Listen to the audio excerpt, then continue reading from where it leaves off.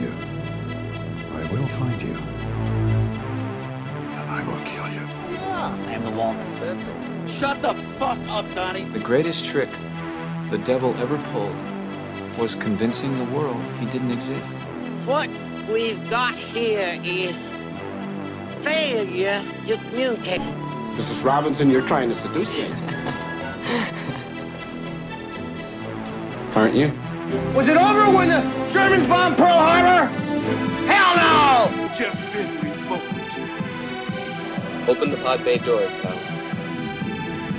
I'm sorry, Dave. I'm afraid I can't do that. I want answers! I want the truth! You can't handle the truth! Because it is my name!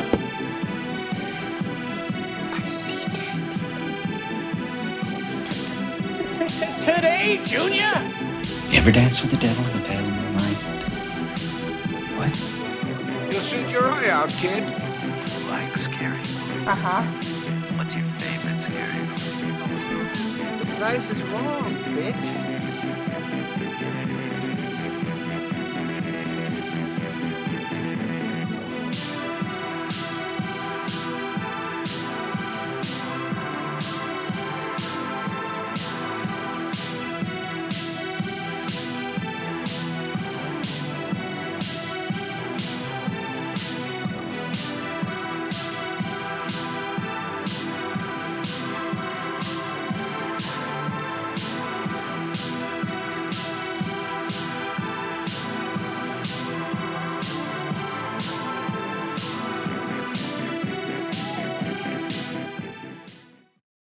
Welcome to Critics Not Cynics, the podcast that tries to prove that you can be a critic without being a cynic. And this week, we're joined by a very special guest, Johnny, who, of course, this is also our third time trying to record this episode because I'm still a newbie to OBS and found out that I was doing stuff wrong the past two times. But Johnny is a good friend of mine.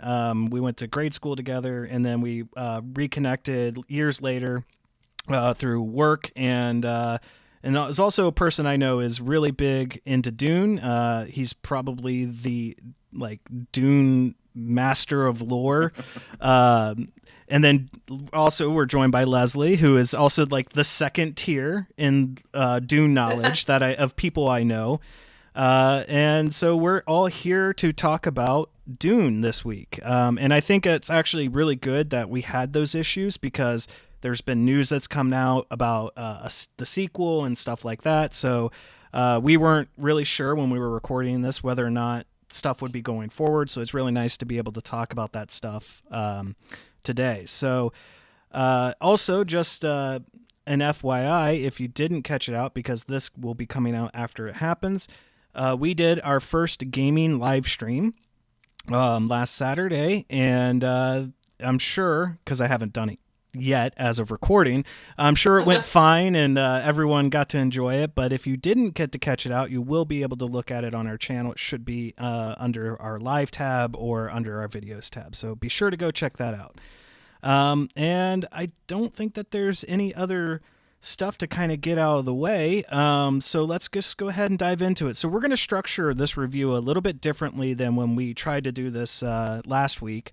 We're going to go ahead and we're going to kind of talk about the home versus the theater experience because, as we all know and the greater public knows, this was released simultaneously on HBOMax and on in theaters.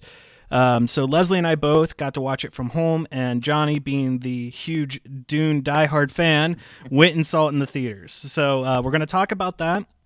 Then we're going to talk about the casting and the characters a little bit. There's some stuff that I think we want to talk about, and just in general, how we felt about how Dennis did with this film and the casting choices that they made and some of the differing choices that they made from the book. And then we're going to talk about the visuals and kind of the more technical aspects of the film. And then we're going to talk about the story itself and finish off kind of with our overall thoughts, a comparison on how this lives up to the Lynch film and the miniseries from Sci-Fi. And then, yeah, that's pretty much going to be it. I don't think, because even when we did we tried to do this before, we didn't really get into spoilers because there's not really a whole lot to spoil in this film. But I think even though now we're 2 weeks since it's released, or a week since it's released, we might be okay if we kind of venture into that. So just a little forewarning, if you haven't spent the time, we might get into spoilers, we might not. So with that out of the way, let's go ahead and start. So Johnny, tell us about the theater experience. I always love going to the theaters. Like, since the pandemic started, I miss going to theaters because for me, it is a full experience. Like, you get great quality surround sound, you get great picture quality, you get the perfect lighting. Granted, yes, you get some people who are checking their phone or calling or whatever, because there's always asshats like that. But since the pandemic, there are fewer people that are going to theaters and doing that. So it's still an enjoyable experience for me. And I wanted to go because Denis Villeneuve, he actually made this film with going to the theater in mind. And he's been very outspoken about streaming it from home. And since our initial attempts at recording, I've actually watched it again through streaming, and it wasn't as grand of an experience. Like, if you're not intimidated about going out to the theaters to watch it, because, you know, Outbreak was a movie too, and I've seen it, then go and see it. But if you're still kind of weary about other people and the pandemic and all that, you'll still enjoy it streaming. It just will not be the same experience. Would you say, you know, just because I know the size of my TV, it's 65 inch. It's not anything, you know, grand or anything like that, but it is a pretty nice size TV. Do you think that it's the screen difference? Because you saw it at IMAX, so obviously that's about the biggest screen possible. You can see a motion picture film. Do you think that a translation between those two, the screen sizes, that it really is that much of a difference, or do you think it's just maybe just a bit of, is there a decline in quality, I guess is the question I'm asking? Like, because you watched it from home a second time, did you notice in any of the quality or of the picture that it was less than when you saw it in theaters? A smidge. It was more like what somebody referred to as landscape porn. Okay. Where he looks at a lot of these grand vistas and wide shots, and there's a hint of the sublime in it. So you don't get that with a smaller screen, I feel. It's kind of like how Avatar was translated from the theaters to home. It's like you still remember, you know, how great that movie was when you saw it in theaters, but then you watch it, you know, on a smaller screen, you're like, oh, this is just blue Fern Gully. Yeah, you're not wrong there. Yeah, I can see that aspect a little bit, because you know, to get into a little bit of an experience that I had recently was going to see the new James Bond in theaters, because it was only in theaters. And I do feel like maybe some of the grand spectacle of the set pieces and the action scenes might have been lost a little bit in translation on a smaller screen.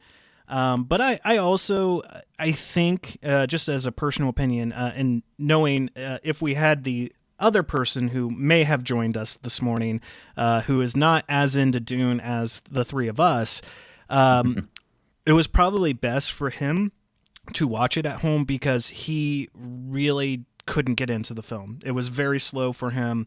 And I know that's a point we're going to talk about a little bit. I know Leslie's got some feelings on that. Nothing negative, but she does have some good points about it. And I know for him, it probably would have been a waste of a ticket for him to go see it in theaters and maybe walk out, because it wasn't as fast paced as maybe he was expecting. So I think if you're hesitant about whether or not you would enjoy Dune, if you're not familiar with the source material, or if you're not familiar with the Lynch film or the miniseries, it might be best for you to try it out on streaming, because especially if you have HBOMax, because then you're not out any extra money. And then, because I've even considered it, maybe I'll go catch it in theaters now, kind of do the inverse of what you did. to get that more grand spectacle, because there are some beautiful set pieces that probably would look more fantastic on a bigger screen than on my 65-inch TV. So that's kind of my thoughts on it. I know Leslie and I both are kind of the like mind. Like, if there's a movie that's you're kind of on the fence on, the option of having it to be able to watch from home is a little bit nicer, because you're not wasting gas, you're not wasting money on concessions. And then especially if you don't enjoy the film, kind of, for example, Halloween Kills, I for the most part liked most of the film, but I would have been really disappointed by the ending, and especially had I gone to go see it in theaters, because it's just this kind of lackluster ending. Even though I know they've got a third one kind of out the ways, I don't feel like I'm out any extra money because I watched it from home through my Peacock service. So I'm going to turn it over to Leslie. Leslie, what thoughts do you have on the on that kind of? What was your experience like?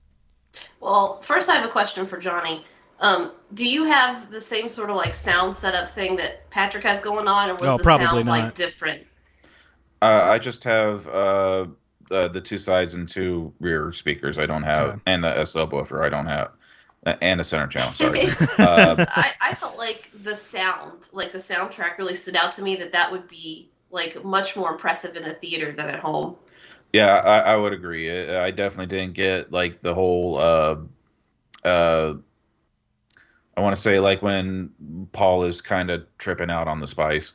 I didn't get kind of like that oppressive feel that the music was giving you in the theaters when I was streaming it. And I would say, just to kind of interject there a little bit, I think I did, but that's only because of the sound system I have. So I have like a Vizio 5.1.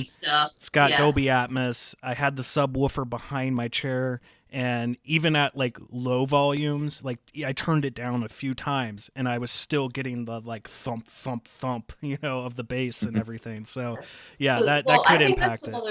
That's another comment for anybody who's going to go ahead and just stream it at home, is because I think the sound design in this was amazing. Absolutely. And that's just from the little bit that I got, just because I just have the TV. I don't have any other extra speakers or anything like that. Also, you're pleb. I guess. But even from that little bit, I thought, wow, this would be really cool to hear this in the theater and like kind of feel it shake the theater. So that is one aspect that I think if you really are like really into the music, or that's like your thing that really draws you in, you might want to see it in the theater too. Right. But no, I liked streaming it at home. I did kind of like, back to when we recorded this the first two times, and you kind of mentioned like you did kind of end up checking your phone. Yeah. How much longer do I have? I kind of did that, and we're going to talk about, I rewatched the Lynch film, and I did that through that one too. So I'm like, if you're at home, it's a good experience because, you can have, you're cozy and snuggling on the couch, or, all of your stuff and a giant pizza. Nobody's going to judge you while you eat the whole thing, stuff like that going on. But I do think it would be worth going to see in the theater. I typically like to go to the theater a week or two after something's come out, just because I don't like the crowds. Right. That was even like pre-pandemic. I don't like feeling all crowded in the theater like that. So I might go, in the next couple weeks here or so, but we have Eternals coming out, so we'll see. Yeah, I'm kind of the same, although I don't wait. I usually do the like next day early matinee showing, so like most people aren't getting up at 10 o'clock to go see a movie, especially Dune, in that aspect. But yeah, I'm a little bit of the same thing. Like it's not, I like the theater going experience, but I have had my fair share of bad theater experiences. The most notable one, and I think I've talked about it on the podcast before, was Kong Skull Island. And my buddy Jake and I had gone and seen it, and there were people just talking.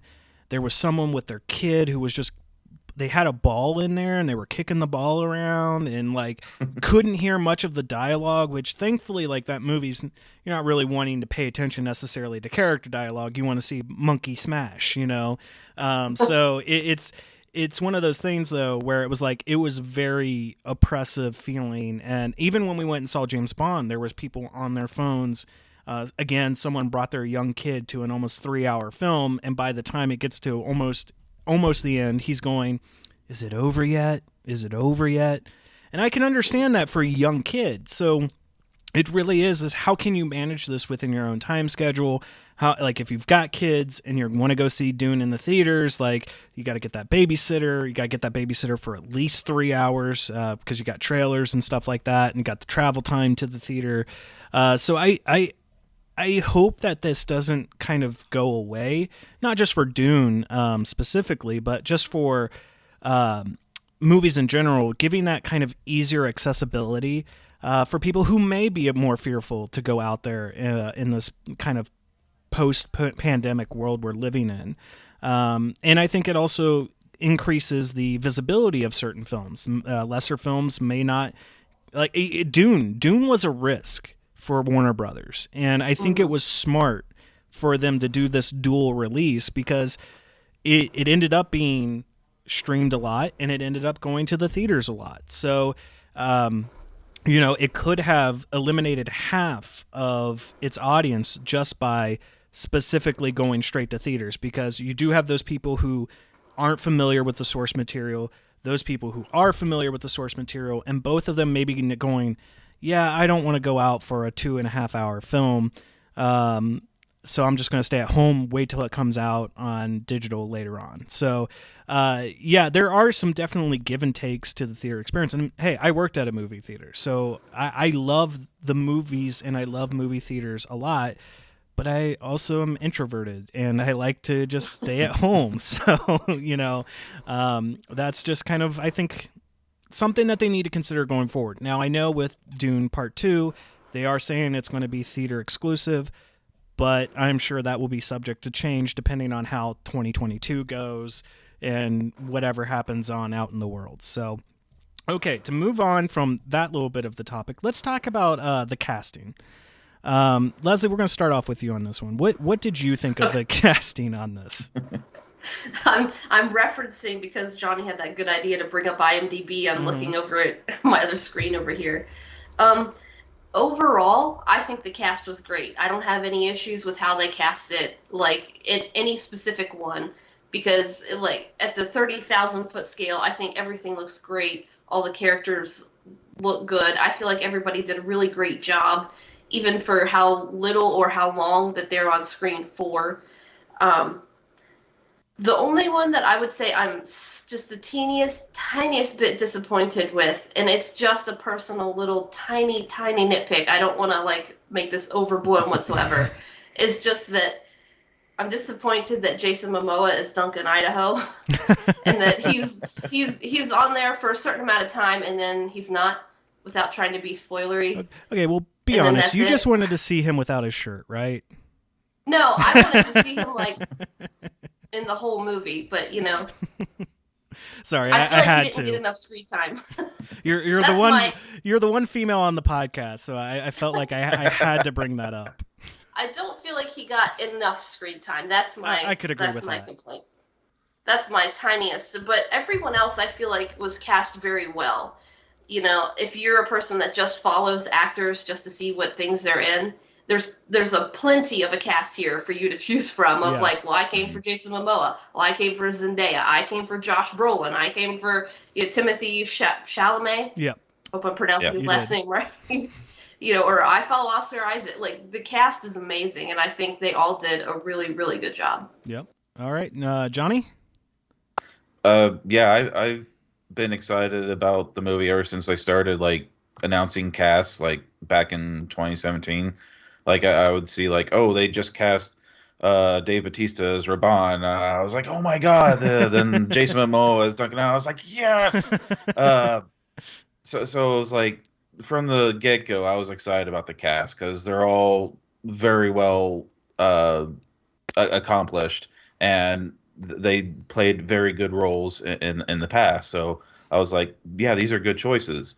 The only one that I knew absolutely nothing on was Timothy Chalamet. So I was like, okay, well, they cast him as the lead.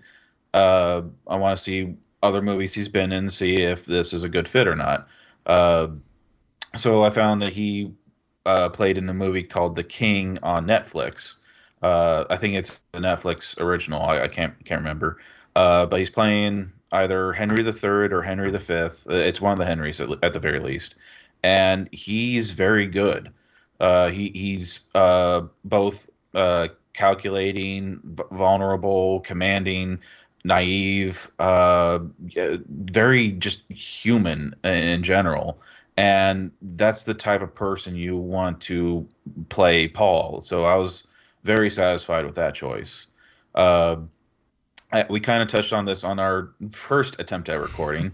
I was very excited to see Rebecca Ferguson play Lady Jessica, because reading the books, one of my favorite characters is Lady Jessica, because later on in the series, the Bene Gesserit have a much bigger role in what's happening. And Lady Jessica kind of starts that wave off. And let's see, what's her name in the original Lynch film? Francesca Annis. Okay. She basically does nothing and cry in the movie. Maybe in the expanded 4-hour TV version she does more, but I've only seen that once decades ago. But she really is a non-player in that movie. Saskia Reeves in the miniseries has more agency, but she wasn't the Lady Jessica I had envisioned. Like, the closest that to Lady Jessica I saw when I was reading the books was actually Alice Creech in the Children of Dune miniseries. Like, she had the poise, she had the commanding atmosphere, she had the authority in her voice, she had the femininity that I just saw in Lady Jessica. And I was like, okay, how is Rebecca Ferguson going to bring about this? Not that I wanted her to do my version of Jessica. I wanted her to do her version of Jessica. And at first, like when I first saw it, it just seemed like that's all she was doing. It was similar to David Lynch's version of Jessica, or Francesca Annis's version of Jessica. She just cried a lot. But she had more agency. She had more things to do, and she was her own person. And on second viewing, I realized something about her performance was, this isn't just Paul's story. This is both hers and Paul's story.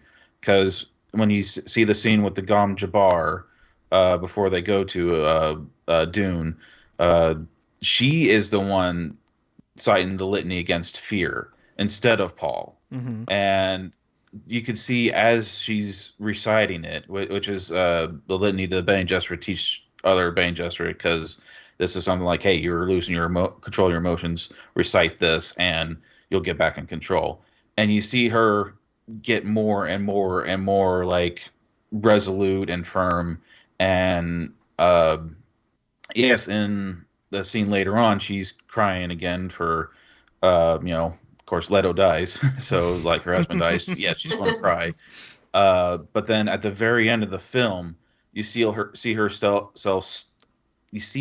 that she's stealing herself again, because she's seeing that Paul and Chani are getting closer, and she's like, I'm going to have to teach this dumbass some lessons about politics. Well, I'm going to have to make the tough decisions for him. And it's like, I'm excited for part 2, because I think it's going to be more of the Lady Jessica I've envisioned. Just a quick interjection there, and this is only because I am currently reading it for the first time. And you made a very interesting analysis there that I think is actually very close to what Frank Herbert did or was doing in his book.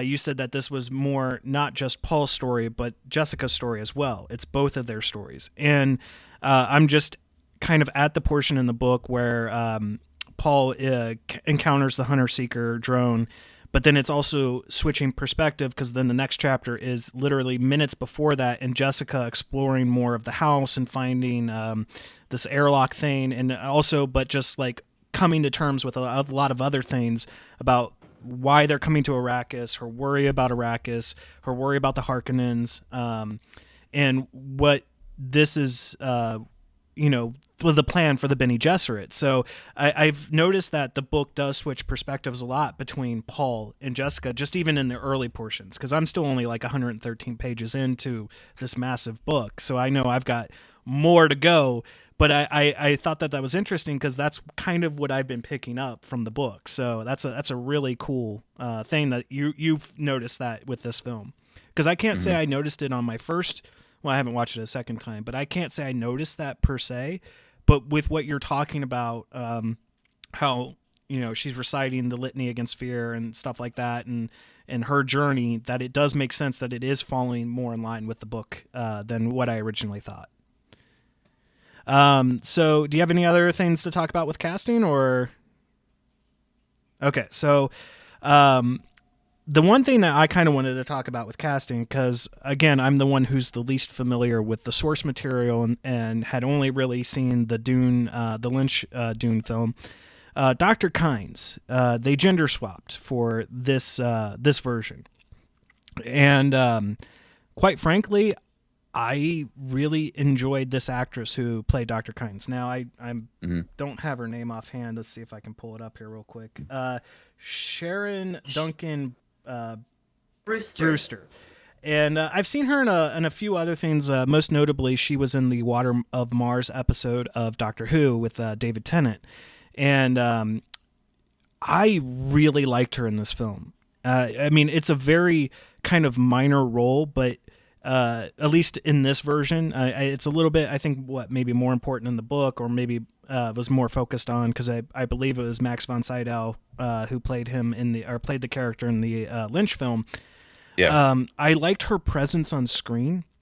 I liked her diplomacy between her connection to Arrakis, but also the connection to the Imperium and everything, and kind of walking that thin line between both. And I know that gender swapping kind of becomes a very controversial or touchy subject for especially diehard fans of a source material. And to give an example of one I think that did it poorly was Captain Marvel, because they made Marvel a woman. It wasn't the fact that they were doing Brie Larson's Captain Marvel or anything like that, because I, quite frankly, a few years ago when I was still collecting, really enjoyed Carol Danvers as Captain Marvel. But it was the relationship between Carol and Marvel that also made that made that character so interesting. And it was a male-female dynamic. And it wasn't anything that the male was better than the female or anything like that. But it was these two characters, despite their gender, working together. And I think what was ruined in that film was they did it without the right motivation or without the right setup, because it was a punch in the gut kind of revelation in the film. It was like, oh no, she wasn't a human, and Annette Bening is Marvel the entire time, and it just feels wasted. It feels unearned. But in this film, I think they do a really good job with her and with Kynes' character for you to understand. And you explained this in the previous attempts at recording this, that when you look at kind of the culture of the Fremen, and even though they're a patriarchal kind of society, the women are trained just as much as the men in combat, and also kind of can hold their own. And so it made sense within the internal logic of Frank Herbert's world that this character could have been a woman as well. And I think that that's the difference between those two comparisons of just doing it for an agenda or for whatever. And it's going to be really interesting, although I'm not really familiar with the Eternals.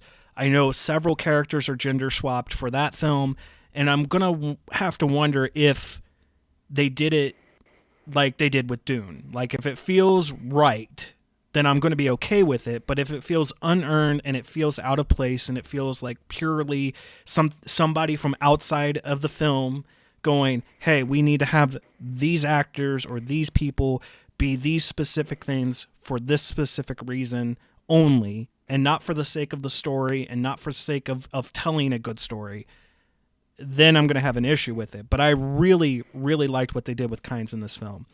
One of the biggest things I think is what makes this stand far apart from the Lynch film. And I like Kyle MacLachlan, but that's the one thing we've also talked about in those prior attempts was he is too old for the role, even in that film. I mean, he's not old in the film, but like in the book he's 15, and Timothy Chalamet, even though he's in his 25s, 20s, he looks. I mean, he's probably the same age that Kyle was when filming Dune, but he looks still young enough to play that, like you said, naive yet commanding person trying to find their place in the universe role. And he has a different command of the performance and of the character than I think Kyle did.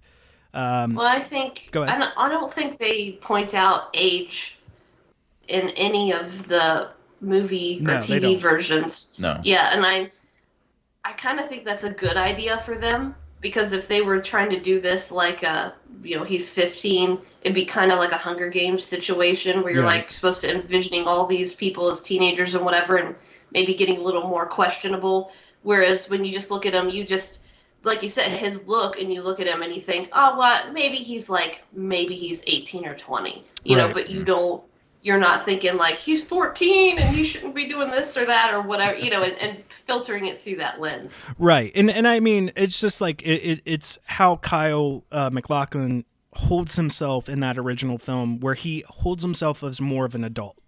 And yet Timothy kind of holds himself more as that child on the cusp of becoming an adult, you know, not necessarily from the age aspect, but just from the maturity level of someone. Yeah, adult life. Yeah, you know, and because the whole thing with him is like that kind of trying to live up to what he thinks his father wants him to be. Whereas like Kyle just doesn't really seem to do that. He just does whatever, you know, they set out to do in that Dune, the original Dune film. Mm-hmm. I really liked Oscar Isaac as Leto. It just, although, you know, it feels kind of like I wanted more time with him. I wanted to see more screen time, more presence.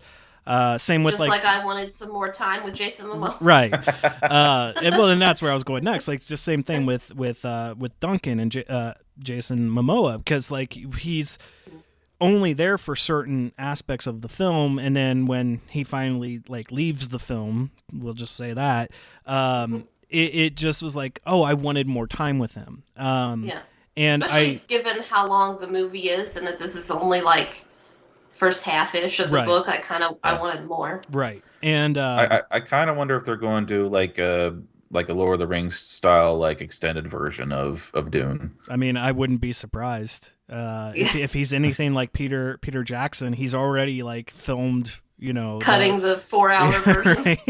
and the thing is, like, you know, people will buy it. People will buy this, especially this one.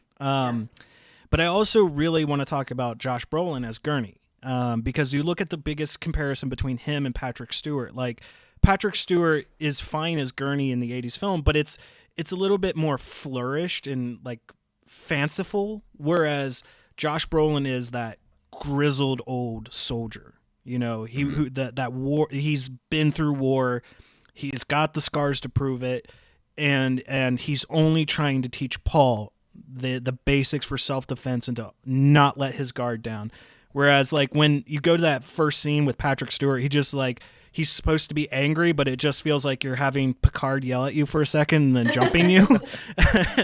and nothing against Patrick Stewart, I love him, but I think it was just like, oh, it's a big name, we can get him in this role, and it wasn't just a great adaptation of the Gurney character. Whereas Josh Brolin, I think if he hadn't played Thanos and he hadn't played Cable, and you hadn't seen him in other several films like Sicario, playing kind of that war-aged character, he probably wouldn't have succeeded as well in this film too. And also he's got that voice, you know, he's got that kind of gravelly voice of someone who's been through war. So I think that was a really good casting choice as well. I loved Rebecca Ferguson.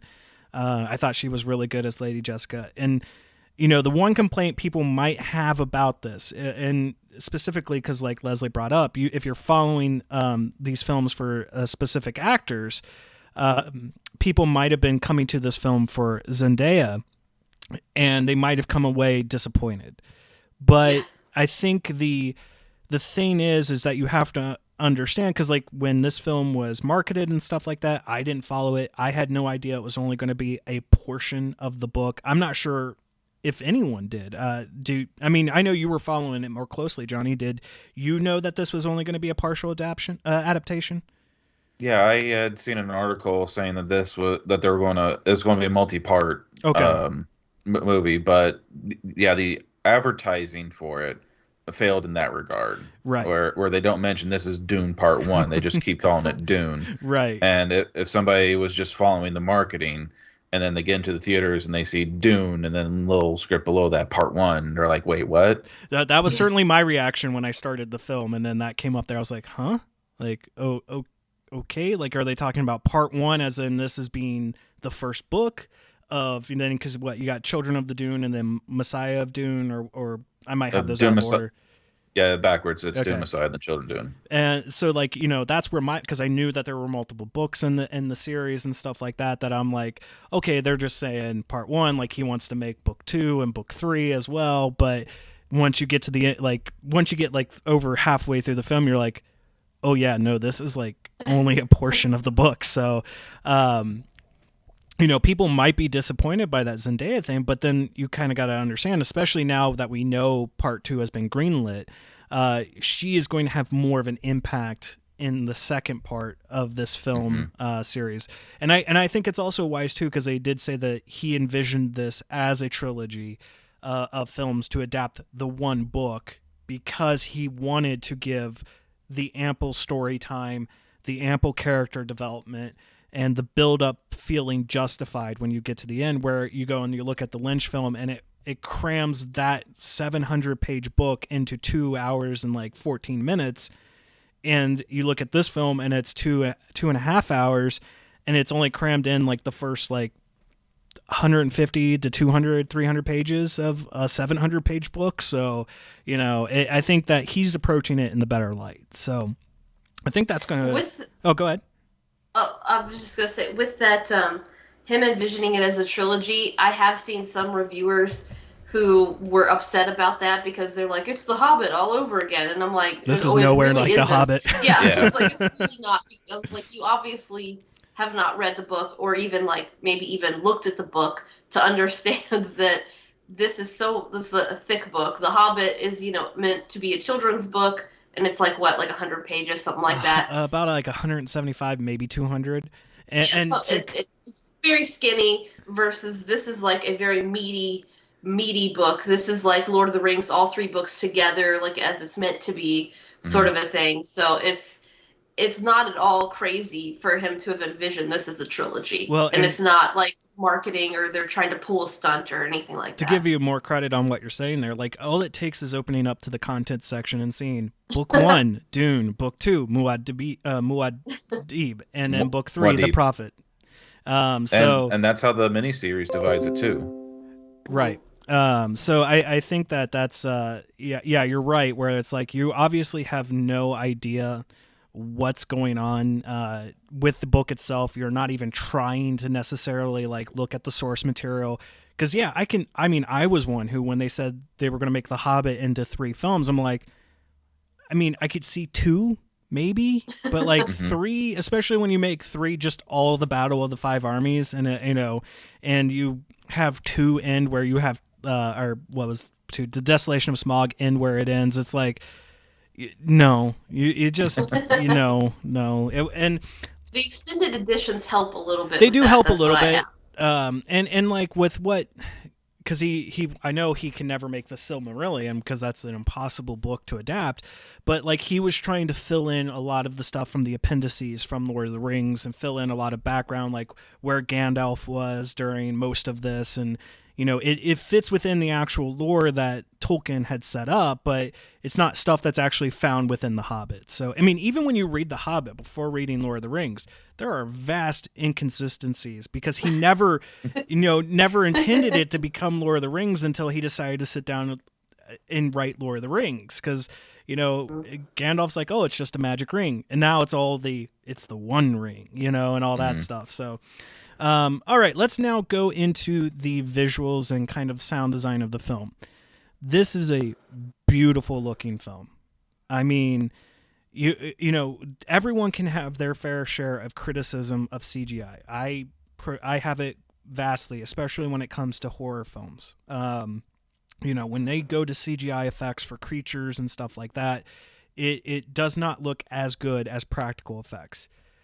But the CG of this film is so spot on and so perfect that the ships look real. The sandworms look real. Everything looks fantastic in this film. And I know, Leslie, you're a big fan of the music in this film. The score that accompanies this film is perfect. I mean, everything kind of fires on all cylinders. The ships look like ships you would expect to see, in a sci-fi film, and everyone's character designs, the suits, the still suits, and it all just seems to really feel like it's coming from the book. I don't really have a whole lot to talk about the visual aspect, but like I do think that you can hate the film, right? But you cannot say that the film looks bad from any aspect. It does. Like, just thinking, because I just rewatched the Lynch film, and then thinking back to my memories of the miniseries, like, this, like, has the budget and looks like it. It doesn't look like they rented, like, some French, military costumes and put them on them just to, like, act like, they're all in military uniform or whatever. I think there is, like, a cheapness aspect that you can kind of see in some of the costuming, even in the miniseries, where you kind of look at it and you're like, what? Or why are they wearing this thing or that? But, like, this actually looks, like, real. I mean, right. It's not, you real with the suspension of disbelief, but it looks very appropriate, all of it. And the visuals with the landscapes, I'm sure, would have looked much better on the IMAX screen, but they were just beautiful. I mean, there's plenty of places where you could, like, pause it, and, like, that could be a piece of art. Yes. It's gorgeous. And Johnny, anything from you on the visual and stuff like that? Yeah, I heartily agree with Leslie. Like, this is an absolute gorgeous movie to watch. And in between our attempts at recording, I watched an interview with Denis Villeneuve about him watching Lawrence of Arabia when he was younger. And it's like, which is another favorite movie of mine. It's gorgeously shot, very good actors with Peter O'Toole and Omar Sharif, and I would say Alec Guinness is a good actor, but Alec Guinness is playing Alec Guinness in that movie. I think about almost in any movie he's in, he's playing Alec Guinness. Yeah, even as Obi-Wan. Or as the butler in Murder by Death. I have not seen that one. Quick sidetrack, because I know I've told Leslie about this film several times. If you have not seen Murder by Death, go watch it now. Go find it, buy it. It is a fantastic parody of, and of course today it would totally be non-PC, because you have Peter Sellers playing an Asian detective, obviously kind of not as bad as Mickey Rourke in Breakfast at Tiffany's, but still, like, it's intentionally made to be bad. But they're all playing, like, what is it, Sam Spade is you mean Mickey Rooney? Mickey Rooney as the landlord in Breakfast at Tiffany's, but like Sam Spade, the character from the actual, like, pulp detective novels. I may be actually getting Columbo's name. I can't think of his name right now. Peter Falk. It's either Sam Spade is the character he plays, or I'm trying to think of the original detective that he is a parody of. But, like, you have the parodies of Miss Marple, the parodies of Sam Spade, the parodies of Nick and Nora, all of these, like, fictional detectives and movies that have been made about those detectives and stuff like that. So all these, parodies of literature figures, all attending, and Alec Guinness plays the blind butler in the film. And it's on par with, oh God, why can't I think of his name now? If you're familiar with Scary Movie 2 and the butler in that film, and his special arm, it's like on par with that performance, where it's just ridiculous and fun. But absolutely, go check that film out. It's totally not PC today, but it is very enjoyable. So to get back, like, kind of on topic, the vistas just, I could totally see the Lawrence of Arabia inspiration in this film, especially with a lot of the desert scenes. So that definitely tracks for this film. And I didn't mean to, sidetrack you on what you're saying. If you can remember back what you were trying to tell us. Well, you pretty much concluded with that last statement. It's like you can see the influence of that movie on this one, where you get these wide, grand shots of something. You film the desert a certain way, so you get like the loneliness, the barrenness, but also its majesty and its beauty, and it's like you could see his previous works as well as like his influences in this movie. All right, so now we're gonna kind of shift to let's talk about the story of the film. And Leslie, I'm gonna, because I know you have your thoughts on how this could have been maybe a little bit better in the sense of how you and I know some other people have talked about how this would have been better, maybe not as a film. Okay. So I'm gonna turn it over to you for that. Okay. My opinion and what I would like to see with Dune is I would like to see a series or a mini series. Like, it doesn't have to be 22 episodes of television, sort of a thing. But I feel like a series would have been better. It's kind of like if you're a big Game of Thrones fan and envision whatever the first book, trying to do that entire book in 2.5 hours. Right. It's just, it's great and it's good what we got, but it could have been so much more, I feel like there's that level of it. There's plenty throughout this book and then the rest of the books that it could easily be a series or like a limited series sort of a thing, like 6 episode parts or something like that. Right. Just where you get some more in depth and you take time to explain things more. So one of the reviews that I watched in between our first attempts to record it now had kind of the full range. They had one guy who knew absolutely nothing, and then one guy who knew like everything, and then somebody in the middle who had was just kind of like you, Patrick, just reading the book. So that was their spread, these 3 fellas, and they're watching it. And the poor guy who had zero context for anything had so many questions at the end. He's like, explain this to me, I don't understand this. And he's asking all these questions, and the guy who, knew everything is explaining it to him, that he was like, this should have been a series. We're in the golden age of television. They could have taken more time to explain and set these things up, like Thufir, when his eyes glaze over. Like, he had no idea. He didn't know any of that. The Mentats didn't understand. So, he just had this full thing of questions. He's like, I had to have you fill in all these gaps for me. He's like, that I'm sure you really enjoyed the film because you knew all of this stuff already ahead of time, but you had to fill all this in for me. So in his opinion, it felt like he wasted 2.5, 3 hours of just kind of sitting here looking at pretty visuals. And I can completely understand that because I feel like there is so much they could set up better and take longer time with if you spread it out for that. Maybe you want to do 6, 9 episodes, sort of a thing, to really understand what the Bene Gesserit have been doing all these thousands of years and why it's so important, and just these little build-ups. Who are the Sadukor? Instead of you just kind of, here they are, they're the emperors, whatever, and then you just kind of go on and you put that together, but it's not that same. Everything's surface level of putting it together. It's the tip of the iceberg, and there just could have been so much more. So that's I feel like the full gist of what I said last time is just I feel like it could have been a series, but I do think this adaptation is good. Excuse me. I think it's doing a good job.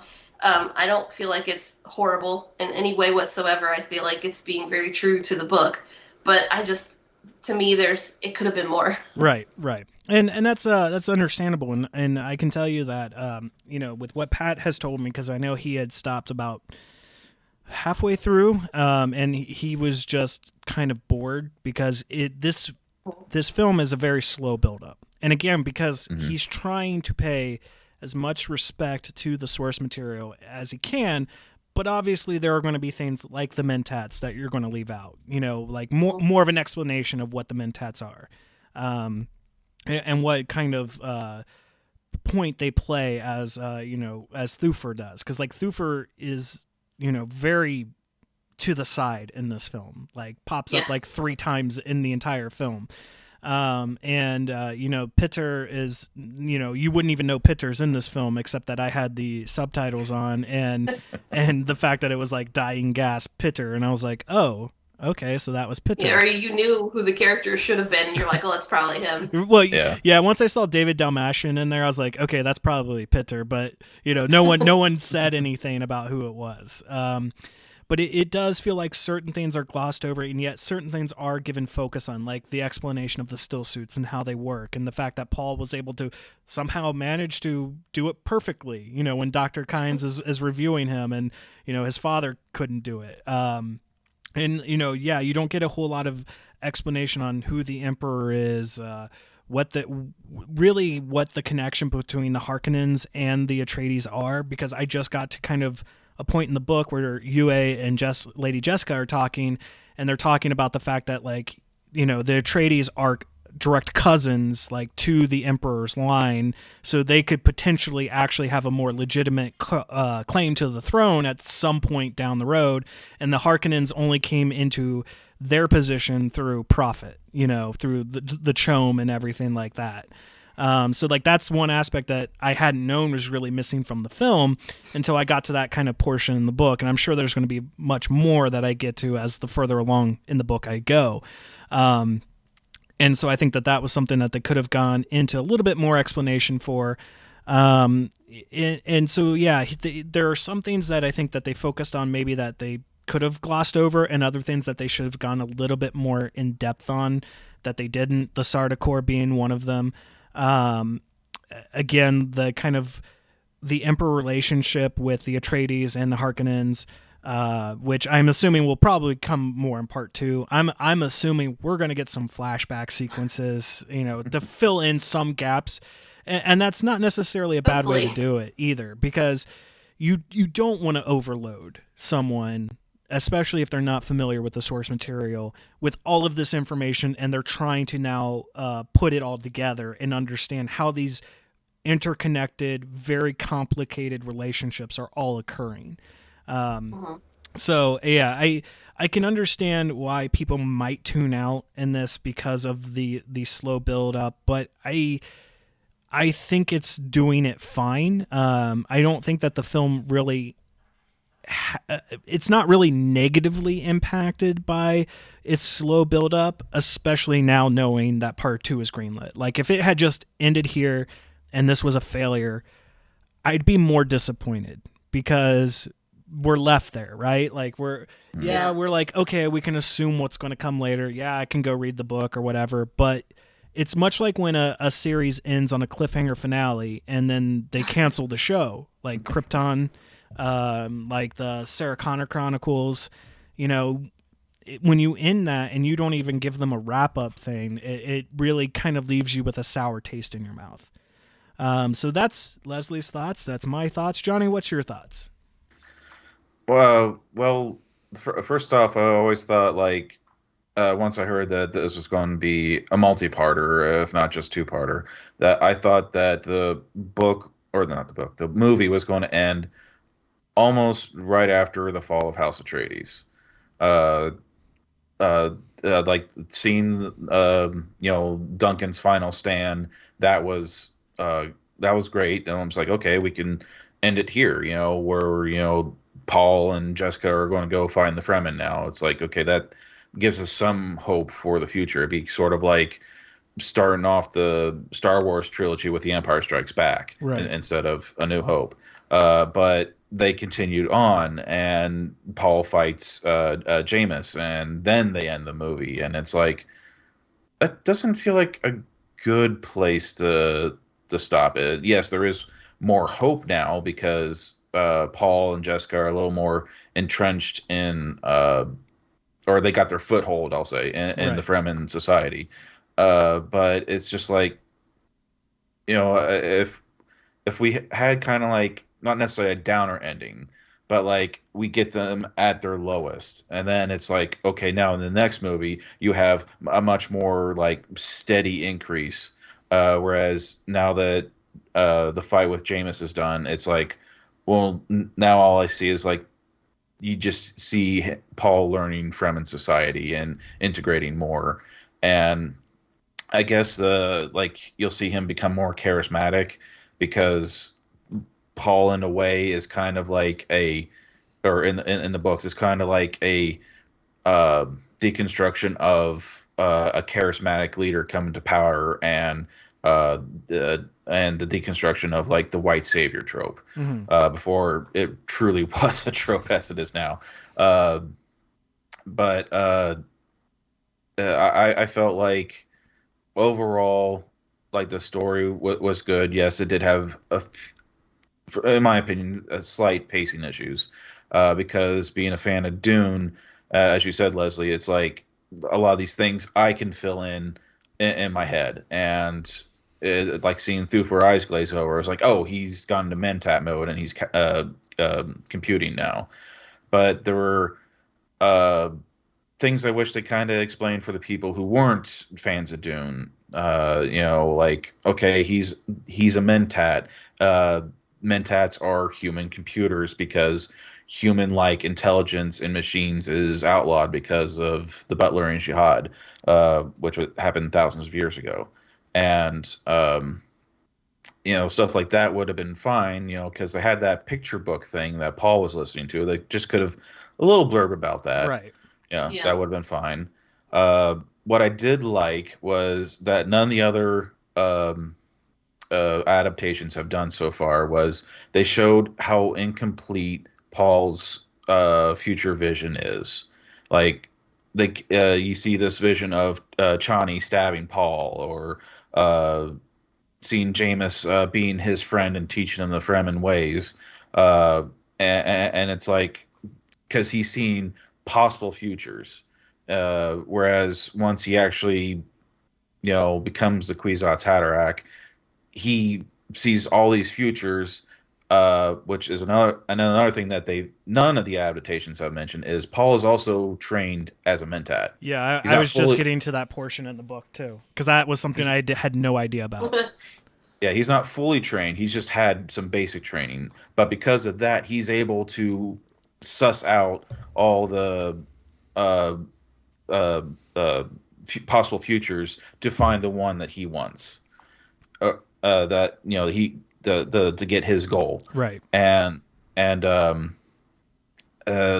thought that was a really great touch, because it's like, yes, he's not just simply a savior or a deconstruction of the chosen one trope. He is also kind of building up to that, and things are incomplete now until he gets that mantle on him.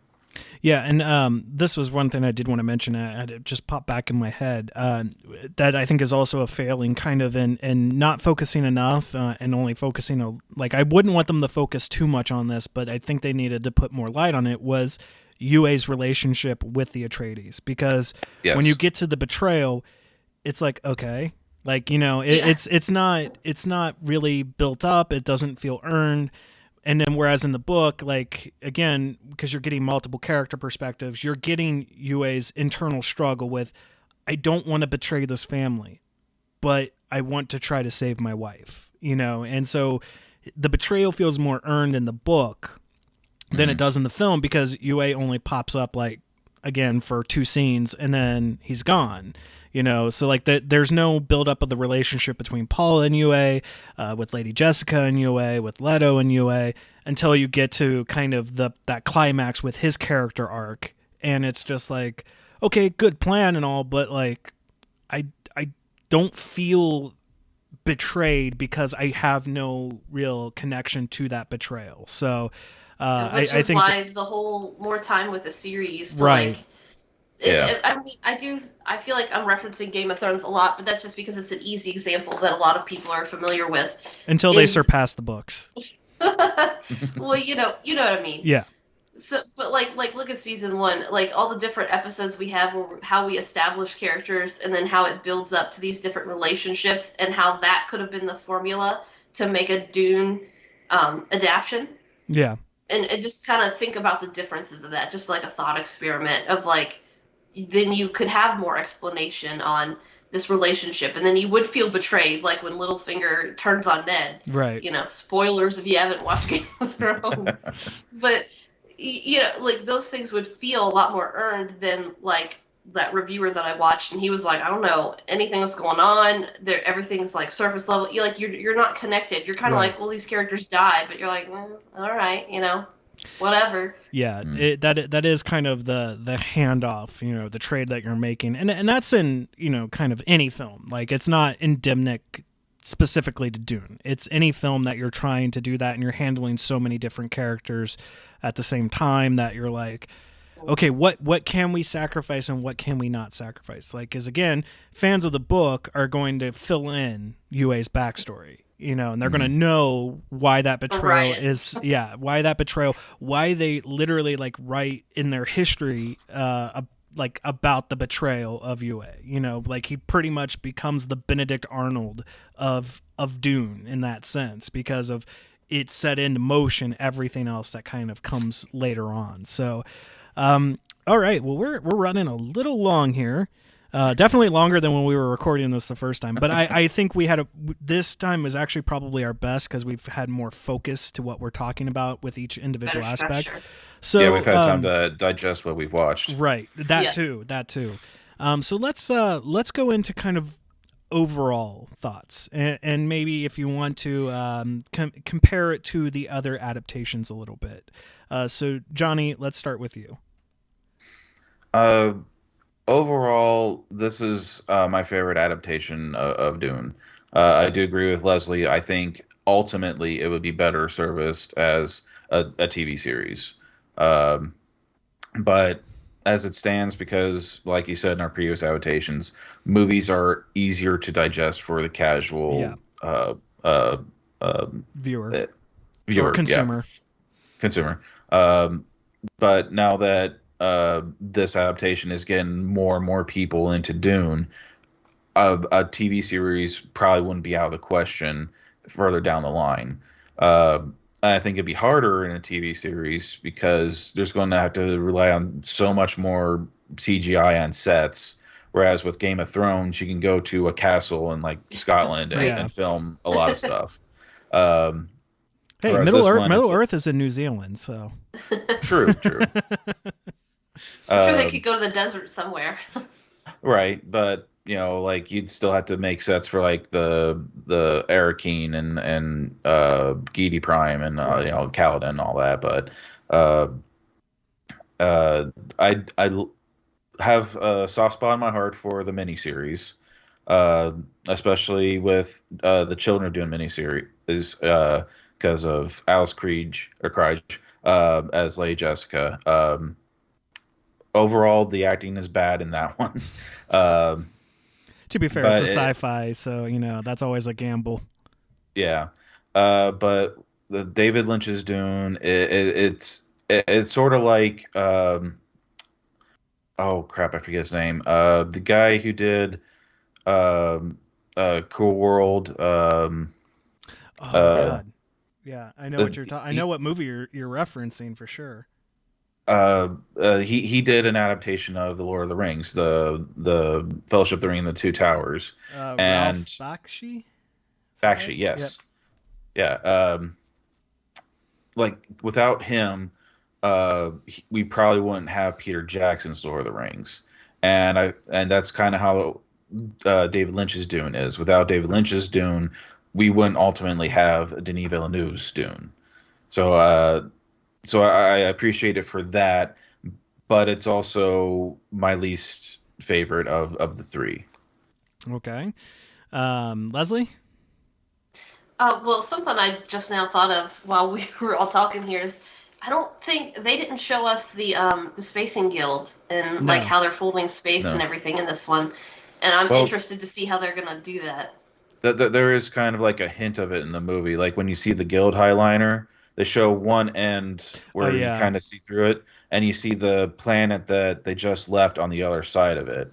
So I thought that was an interesting take on the space folding, because the way I envision it, and other people didn't, but I could be completely wrong, was that there's actually 2 guild highliners at one at each location, but the guild navigators are folding space in between them, so the spaceships just kind of fly right through. So like a Stargate. Somewhat, yes. Yeah. To simplify it for my normie brain. I was just thinking of, the different series and how, like, their interpretations of what the guy in the globe. Yeah. I feel like they had a specific name and I can't remember, but, I'm wondering how that's going to look, if they're going to show that at any point, or if that's just another piece that he was like, that's too much for this adaptation for everybody. Let's just push that to the side real quick. But overall, I think this is a great adaptation. Like last time you asked us to kind of try and rank them. Yeah. Now that we know that there's a part 2 kind of greenlit, I'm going to go ahead and edge this one to number 1. And as long as Denis Villeneuve, I feel like I'm butchering his name. Denis Villeneuve or something like that? Yeah. As long as the director is the same director and continues his vision through all 3 parts, and they're all going to be the same level of quality, then I think that this is going to be really, really good. And so I'll put that one first, and then the sci-fi series, the mini-series, and then again, like Lynch is at the bottom. You do appreciate each one of them for what they are and for the time period that they're made in. But this one is a far better adaptation. And like I said, when we were talking, we were going to do this to begin with. I said, like, the effects and everything have now caught up to the point where you could actually do this movie and it not look ridiculous. Yeah, like the which I still, again, like I've said this every time we try to record this, I don't like the personal shields, but they look so much better in this compared to the Lynch film, because it's just blocky whatever. I mean, it's essentially the can't Borg. Even see the person inside, right? And it's the Borg shield effect from that they ended up using later on in Star Trek Next Generation, where it just looks really bad, but it's the limitations of the time, right? Because like when you watch Picard now and you have the Borg in there, it's even just go to First Contact, the Borg shields are much more like, they make sense. It's not just this big block of gray screen, deflecting a phaser beam or something like that. It's an actual, looks like an actual body shield. And yeah, I would go ahead and say too that I think that this is probably going to be my favorite. I have not seen the miniseries. Lynch's film, like, again, because I never had taken the time to like really read the books or anything like that, I never understood like why people didn't like it. And now I can start to see why, especially, again, I think this is the better approach, is breaking it up into 3 films and giving each ample part of the book the time and the space it needs to develop the world building, character development, setup, and everything like that. So it ultimately pays off. Whereas they tried to just cram that entire book into one film, and that's where things feel rushed, things don't feel earned, and I think that's why it ultimately falls apart in the Lynch film. And I think that that's why this one's going to end up probably being the best version, and maybe, who knows, like 20, 30 years down the road, we'll get a TV series adaptation. Because I am also of the mind that I think TV, especially for long form storytelling, television is actually the best way to go with it. I'm talking, that's the future for the Marvel films. That's the future for DC. And DC's been pretty much doing it, although they've got issues on the CW. There a lot of politics being involved in that, and stuff going on behind the scenes that even complicate it further. But like, I think that if you're going to want to give these characters ample time on screen, ample character development, and stuff like that, because I think when we get the Hawkeye series here in November, I think people are going to start understanding why there are some Hawkeye stans who are just like, no, he actually kind of does have some importance. He's not just there shooting arrows and like, okay, he's the easy one to discard. I think we're going to finally understand a little bit more importance. And like I said in the prior time, one of the best things about WandaVision was developing that relationship, showing the stuff that happened in between films that made us go, oh, okay, this is why they go from Age of Ultron to just being kind of, okay, you're there, to Civil War, okay, there's the start of a relationship, to Infinity War, they're basically lovers. And like, you know, we didn't get to see anything happen really on screen with them to make that relationship feel earned. But when you go and watch WandaVision, it gives you the things that go, here's how that developed, here's where that started, this is why they're at X spot when you get to this film. So I think that long form storytelling is going to be the future for, I think, bigger stuff. Like, honestly, I don't know how it's going to be, but the Amazon Lord of the Rings show, it's probably going to be bad because they're not developing, you know, Lord of the Rings. They're just developing the Second Age. And so it's much like I have a little bit of a problem with the like War for Mordor and Shadow of War, Lord of the Rings games. They took some liberties that don't make sense, like Shelob somehow being able to transform into a woman, and then also having her own ring, and you creating your own one ring of power and stuff like that. But then you get a really cool payoff by the end of that game, and sorry to spoil that game, but it's been out forever. Your character is actually one of the Nazgul. Like, you're one of the 9, and because you end up killing one of them and you become one of them, and ultimately it's the special ending. If you go through the ridiculous post-game content, once you get through the post-game content and Frodo destroys the ring, I believe his name is Talon, gets his like finally redemption moment and gets to die and go on with his family. Like, it's a beautiful moment. If you don't want to play the game, look up the ending on YouTube. It's absolutely beautiful. So like, that's the thing that you're going to have to struggle with, is if you're going to adapt a big project like that, it's best to stick to the source material like Dune, where you have all the information you need. In fact, it's just like Lord of the Rings, it's got its own appendice, it's got its own, you know, world history, definitions, you know, jargon and all that stuff.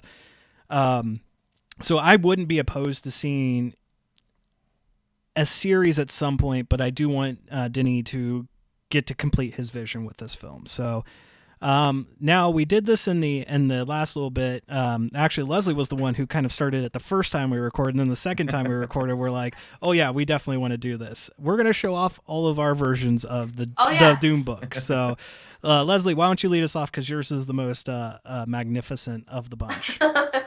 Okay.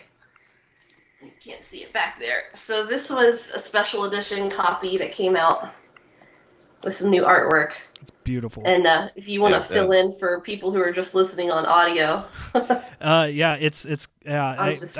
don't even know if I can describe it well enough for audio only listeners. So go check our YouTube channel out. Because it's got the nice internal art too on the cover. Yeah, I'm gonna take off the dust jacket, and it's got some just beautiful, beautiful artwork, the special edition. And yeah, the pages are blue, or have blue lining on them. There's nothing on the back here. I'll show you the inside of that one. Got the nice sandworm.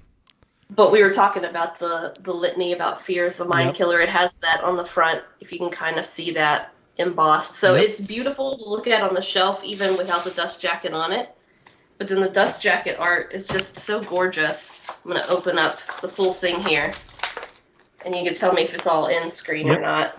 It is. It is. It is simply gorgeous. Beautiful. I'll leave it on there for a few seconds for everybody who wants to take a look at it. This is a gorgeous, gorgeous special edition copy that I'm hoping that they go ahead and do, you know, the rest of them, because I would like to see all of them beautifully displayed on my shelf with equally gorgeous art. Let me open this up here and see. I believe this was a Random House publishing. Yeah, so this is Penguin through Random House. Okay.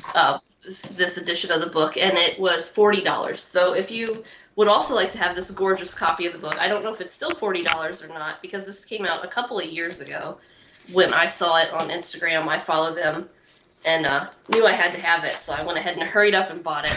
But that is my copy of Dune. Again, if any of the booksellers happen to come across this, please go ahead and finish it out and do the other ones so I can have all of them on my shelf. All right, and Johnny, yours is the Gurney of our book group here. So Yes. let's look at yours. Yours is the war grizzled veteran.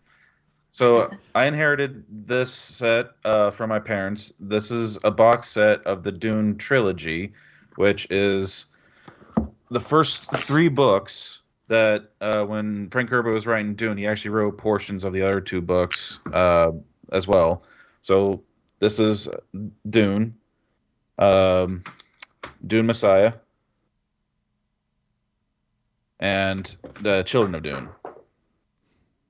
So I have read them multiple times, and if you get a good look at my Dune copy, it is very well used.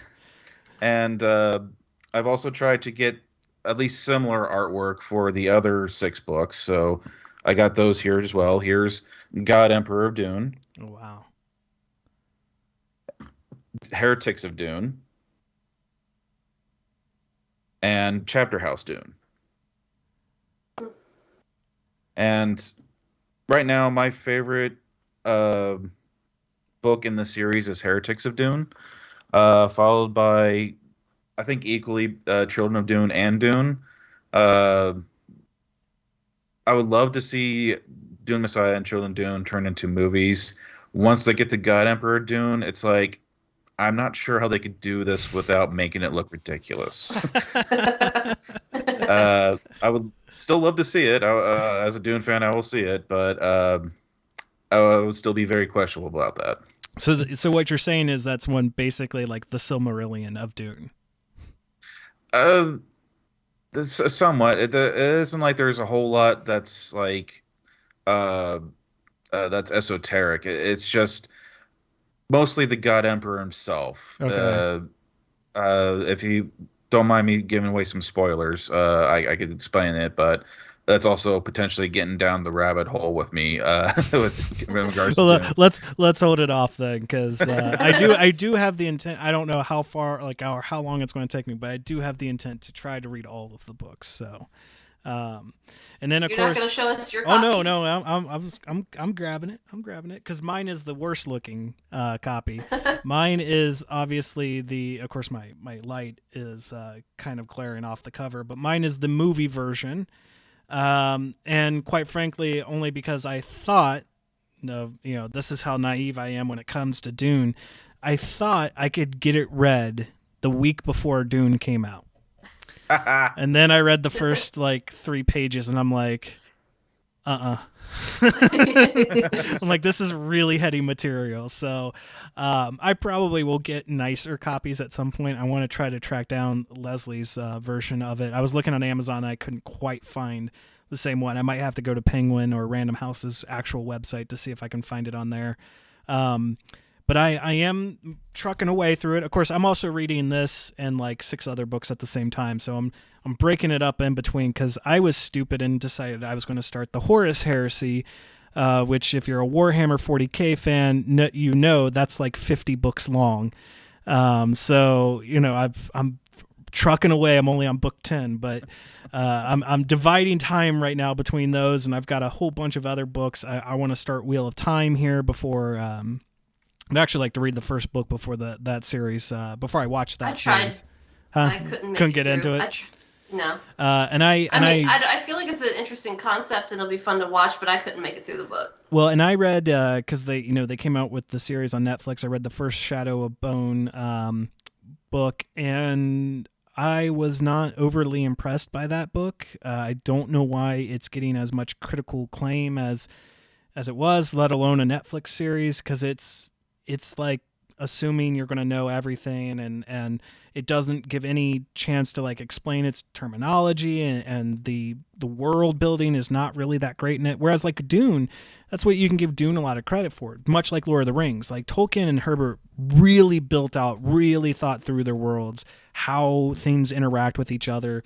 Heck, Tolkien created his own Elvish language. So, that's dedication right there, let alone. And then you get 6 books of Dune with Frank Herbert, and I know his son has continued on with other books, and I don't know how well received they are or not, but it's much like I think Tolkien's kids' Lord of the Rings books are not as well received as the their fathers, but it's very heady material. I do plan on I'm making my progress, but it'll probably take me till the end of the year or beginning of next year to finally get through that book. But so let's go ahead and wrap things up here. Let's end with our scores, and we'll do it like we did at the other times. Johnny, lead us off with what score would you give this out of 5? 4.5. Okay, and Leslie? 4.0. Okay, and I'm also 4.5. I think we've because I know when we ended, we kind of give explanations for those scores. I think we've thoroughly have given our reasons for our scoring. So I think that's going to do it for us. I want to thank Johnny again for joining us. I know he definitely, it was like he messaged me going, I want to be on your Dune episode. I'm like, oh, absolutely. Because I've known you for years, and you've talked to me ad nauseum in the past about Dune, and so I knew your passion for Dune. So I knew you would add a lot of interesting perspective to our review and our analysis of the film. So thank you again for coming on. You do have a YouTube channel in the works coming down the road. So why don't you go ahead and tell us a little bit about what you plan on doing? I'm going to do something with either video games or movies. Basically, just kind of doing little history reviews with them. It's not right now. It's not going to be modern ones. It's going to be more like older ones, and kind of like their place in the overall scheme of things. Okay. And you don't have a timeline yet on when you're going to be launching that channel, right? Hopefully in the next few months, but depending on how much time I actually have available. As I think any of our audience has known from the breaks we have taken throughout the months and years and stuff, that it's really hard to kind of fit this in when you're with your work schedule. So it's always when you're doing your day job, right. And like that's why it took us this many times to even just get this finally done, was because like I didn't quite have the time to invest in going, okay, what went wrong? Okay, I can adjust like 30 minutes to an hour of my day investigating what happened and then try to fix it. And I mean, even when we thought we had it fixed, we recorded a whole nother episode and then went right back to it and was like, oh no, we have the same problem. So it took me throughout this week just to even figure out what could have been wrong. And then we weren't even completely fixed, but thankfully we did a little test beforehand and found out what the issue was. So this will be great to finally get up there. And quite frankly, I think it was our best version of what we actually did. I think doing that focused approach really helped us out in this one. So we will definitely promote your channel when it releases, and you'll always be welcome in this kind of Critics Not Cynics family. One of the goals was to kind of create a network. So you definitely would be welcome into that branch. Leslie, when you get back to your individual show at some point. Yeah, I'm sure everybody who'd been wondering from the beginning of the year, let's just say a lot of life has happened, and I will let you know when I'm ready to get back on the horse. Right. Because as I can say, as the person who primarily goes through the processing and editing process and all that stuff, doing it all on your own and on your own time can be very time consuming and frustrating. So totally understand, but just like with Johnny's show, we got this little family now kind of started, and so I'm looking forward to more content that we can always end up bringing in the future. I mean, our goal, not to go too kind of far off here or talk much longer, but our goal is to almost eventually have a show a day of the week, essentially, of people who have been wanting to put YouTube channels together to talk about specific topics or have ideas with stuff. We kind of wanted to have something like that where you could go on Monday and see Leslie's show or our show rather, because we kind of release them on Mondays, and then on Tuesday you could go watch Johnny's show, and then Wednesdays is Leslie's show and stuff like that. So hopefully we'll be able to bring that stuff later down in the road for everyone. But as you can see, we have been constantly improving at the detriment of my own bank account. We have been constantly trying to up the level of the show. So just stick with us, and I think you'll be really surprised with what we got coming down in the future. So Also, again, just to plug it again, because I know when this video releases, again, I will have gone through and done the live stream. So if you're wondering why the same shirt will be worn, that is why. Definitely, if you did not get to check it out when we went live, go check out the live stream we did. We were playing Man of Medan, the Dark Pictures anthology for Halloween season. So definitely go check it out. And it should be about a 2-hour live stream, maybe a little bit longer if I didn't feel too tired doing it. And as always, like, comment, subscribe to the podcast on YouTube or on any of the audio versions of Podbean, iTunes, Spotify, Google Play, basically just about any other podcasting service you can find. If you don't want to leave us a comment, you can write into the podcast at criticsnotcynics@gmail.com. If you've watched Dune and you have differing thoughts or you have stronger criticisms than what we had, we would love to read them on air and talk about them. So, and that, would be one we would invite Johnny to come back for as well. So, he can tell you why you're wrong. And, we would always look forward to hear from our audience. So, I think that's going to do it for this one. Thank you guys both for joining us on our third attempt to get this review out. So we will talk to everyone next time.